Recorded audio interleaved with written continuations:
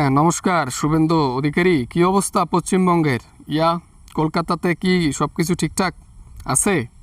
ওই যে পদবি নিলি আর খোঁজখবরও রাখলি না। স্যার, এদিকে সবকিছু ঠিক আছে বুঝছেন। স্যার ভুলে গেছি। নমস্কার নমস্কার স্যার। আপনার শরীর ভালো আছে? আপনি ভালো আছেন? আপনি খাওয়া দাওয়া করছেন লাঞ্চে? স্যার, হ্যালো স্যার, শুনতেছেন আমার কথা? হ্যালো। হ্যাঁ হ্যাঁ বেটা, শুনতেছি আমি। বল বল, ওই মিটিংয়ে আছি তো, ওর ফাঁকে আবার ফোন করলি। এই জন্য আর কি একটু মনোযোগ হারাইছিলাম। তা বল বল, কোনো ইম্পর্টেন্ট কোনো দরকার নাকি? দরকার বলতে স্যার, এই যে কুরবানি নগদ সময় গেল, যে মুসলমানদের একটা ঈদ, কুরবানির ঈদ, তো সেই সময় কিছু হিন্দুর গরু ছাগল এগুলো আটকা পড়ে গেছে। আমরা তো সেই সময় নিয়ম বের করছি, গরু বিক্রি করার হলো 14 বছর পর বিক্রি করতে হবে। তো তাদের গরুগুলো আটকে গেছে, তো আমাকে রাস্তায় ধরে হিন্দুরা বলল, তুমি হয় গরু নাও, নয়তো মোদি গরু নেবে। বলো কি বেটা, গরু আবার আমাদেরকে কিনতে হবে কেন?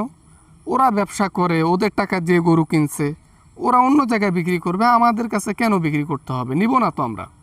আরে স্যার, আমি তো সেটাই কইতেছি, আমরা তো গরু নিতে চাই না, কিন্তু তারা তো জোর জবরদস্তি করা শুরু করে দিচ্ছে। ইদানিং আমার বাড়ির সামনে এসে গরু নিয়ে বসে থাকে আর বলে, গরু বিক্রি করতে পারি নাই, শুভেন্দু আপনি গরু নেন। কি বলিস বেটা?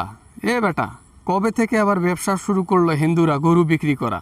কেন কেন, ওরা কি জানে না আমাদের গোমাতা হয়? গোমাতা, তাদেরকে বিক্রি করতে নাই? তারপরও যদি বিক্রি করতে চায় তাহলে তো এটা মানার মতো না।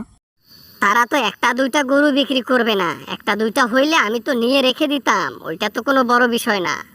শশ গরু, হাজার হাজার গরু, হাজার হাজার, মনে করো যে খামারি এসে বাড়ির সামনে ভিড় করে, কি করব স্যার বলেন? না, খুব চিন্তার মধ্যে ফেলাই দিলি।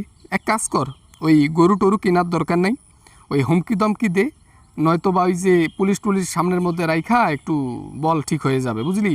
ওই বেশি প্যারা নিস না। আহা স্যার, আমি সেটাও করে দেখেছি স্যার, এমন কোনো কাজ নাই যেটা করি নাই। পুলিশ, আর্মি, একেবারে সবকিছু সবকিছু নামাইছি, কিন্তু তারপরেও কাজ হইতেছে না। তাদের গরু বিক্রি না করতে পারায় পাগল প্রায় তারা। আহা, এত পিনিক দেশ না আমাক বুঝলি। ওই এই বেশি টেনশন হলে আমাকে আর বিপি বাইরে যাইব বুঝলি। এই ট্যাকেল দে, যে কোনো কিছু একটা ভাও কর বুঝলি। স্যার, ট্যাকেল দেওয়ার কোনো রাস্তা নেই, সব রাস্তা বন্ধ। এখন তো আমি শুনতেছি আপনাদের বিরুদ্ধে নাকি প্রোটেস্ট করবে গরু যদি বিক্রি করতে না পারে। কি করব স্যার? হিন্দুরাই যদি এরকম করে, আমরা কি ক্ষমতায় থাকবো?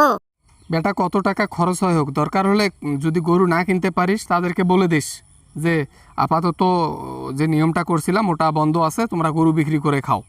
এখন তারা গরু বিক্রি করতে পারতেছে না, এটাও বলেছি। মার্কেটে গরু কেউ কিনতেছে না, মুসলমানরা এখন মুখ ঘুরিয়ে নিয়েছে, উল্টো বাস দিতেছে।